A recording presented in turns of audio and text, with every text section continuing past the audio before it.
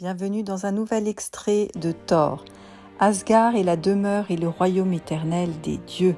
Ce sont Asgard et ses guerriers qui établirent la paix dans l'univers.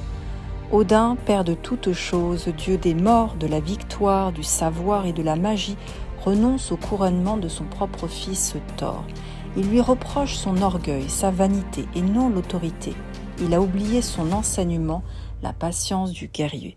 Quant à Thor, il souhaite être craint et respecté.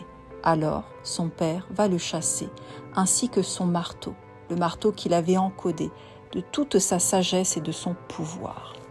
Pour retrouver ses pouvoirs, Thor va devoir admettre sa rédemption auprès des humains, dans le monde d'ici-bas, comme on dit, et la transfiguration de son moi le plus profond, pour accueillir toutes les leçons de sagesse de son propre père.